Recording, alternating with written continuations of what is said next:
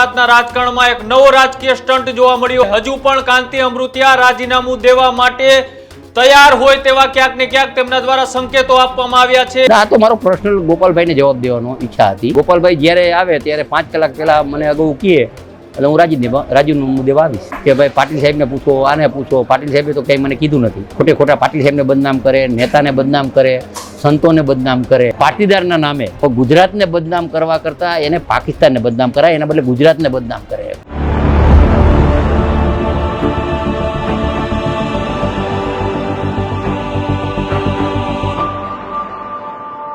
ગુજરાતના રાજકારણમાં આજે ફરીથી એક નવી ચેલેન્જ વર્સિસ ચેલેન્જની રાજકીય ડ્રામા જોવા મળ્યો। સવારના 8 વાગ્યાથી લઈને બપોરના 12:30 સુધી ગાંધીનગરનું વિધાનસભા આ પોલિટિકલ ડ્રામાથી ચર્ચામાં રહ્યું અને આ ચર્ચાઓનો હજી પણ અંત નથી આવ્યો।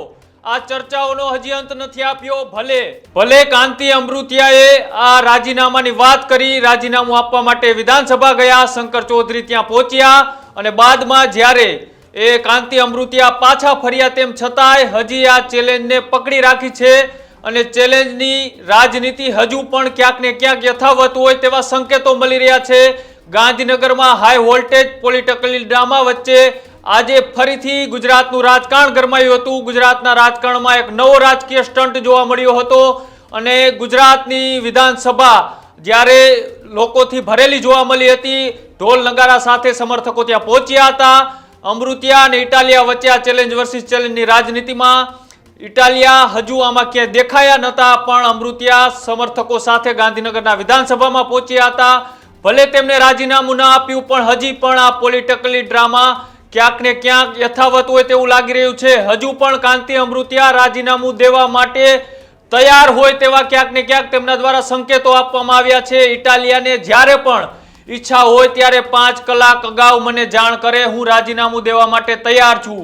હું પાટીલને પૂછ્યા વગર જ આવ્યો હતો, જે રીતની વાત હતી એ રીતના જ હું ગાંધીનગર આવ્યો હતો। પાટીદારોના નામે બીજાને બદનામ કરવાનું જે કરી રહ્યા છે તેવા આક્ષેપો કાંતિ અમૃતિયા લગાવ્યા છે।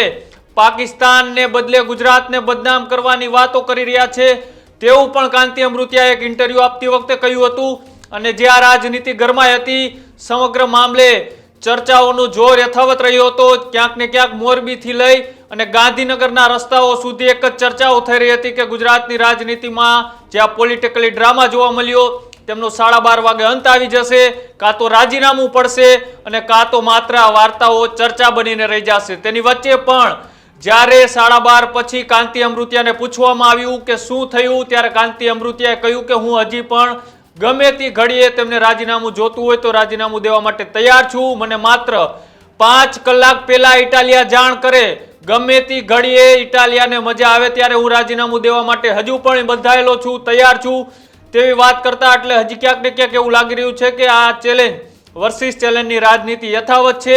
અને આવું કહેતા કાંતિ અમૃતિયાએ શું કહ્યું હતું આવો તે પણ સાંભળો। જ્યારે આવે તે ગોપાલભાઈ જ્યારે આવે ત્યારે 5 કલાક પહેલા મને અગાઉ કહે એટલે હું રાજીનામું દેવા આવીશ। તો ગોપાલ ઇટાલિયા કેમ નથી, હવે શું લાગે? એ હવે એની પાર્ટીનો વિષય છે। મારી પાર્ટીમાં કહેતા હતા કે ભાઈ પાટીલ સાહેબને પૂછો, આને પૂછો। પાટીલ સાહેબે તો કંઈ મને કીધું નથી। ખોટા પાટીલ સાહેબને બદનામ કરે, નેતાને બદનામ કરે, સંતોને બદનામ કરે, એ તો વાજબી નથી ને। તો જ્યારે રાજીનામાની વાત કરી તો તમારે હાઈકમાન્ડે આ મામલો તમારું કંઈ ધ્યાન દોર્યું હોય કે તમે હાઈકમાન્ડને પૂછ્યું હોય? ના, આ તો મારો પર્સનલ ગોપાલભાઈને જવાબ દેવાનો ઈચ્છા હતી કે જ્યારે કોઈ પણ આગેવાનને જોડું મારી, પ્રદીપસિંહ ગૃહમંત્રી અત્યારે એને જોડું મારી અને એ નામ મોટું કરવાની વાત કરે, પછી 2 વર્ષ થયા, છેલ્લે બધાને બદનામ કરે, હીરાબાને બદનામ કરે, નરેન્દ્રભાઈને, અમિતભાઈને, પાટીલ સાહેબને, મુખ્યમંત્રીને, હર્ષભાઈને, અને પાટીદારના નામે એ ખોટી વાત કરતા હોય તો ખોટી, હું પાટીદાર હું અને સમગ્ર પાટીદાર ભેગા પણ ગુજરાતને બદનામ કરવા કરતાં એને પાકિસ્તાનને બદનામ કરાય, એના બદલે ગુજરાતને બદનામ કરે। જે પ્રકારે સમર્થકો સાથે તમે બહોળી સંખ્યામાં અહીંયા આવ્યા હતા, તો મામલો અધ્યક્ષને કોઈ સમય લીધો તો રાજીનામાને લઈને આપણે? એ આવ્યા જ નહીં, આવ્યા તો 2 કલાકમાં અમે રોકાવાના હતા 2-3 કલાક। એ આવ્યો જ નહીં, પછી શું એમાં હવે ગોપાલ રાજીનામું નહીં આપે તો આખો મામલો પતી ગયો ને ટૂંકમાં. ના. તમે એમએલએ ચાલુ રહેવાના હવે. હું તો વિકાસના કામ ચાલુ કરી દઈશ, કામ કરી દઈશ. ગોપાલભાઈ જઈ આવે તે હું આવીશ. તમે જે રીતના સાંભળ્યું કે હજી પણ કાંતિ અમૃતિયા ટસના મસ નથી થયા, હજી પણ તેમના દ્વારા ચેલેન્જ યથાવત હોય તેવું કહેવામાં આવ્યું છે. જ્યારે પણ ઇટાલિયાને મજા આવે ત્યારે માત્ર 5 કલાક પહેલા મને જાણ કરે, હું રાજીનામું દેવા માટે તૈયાર છું.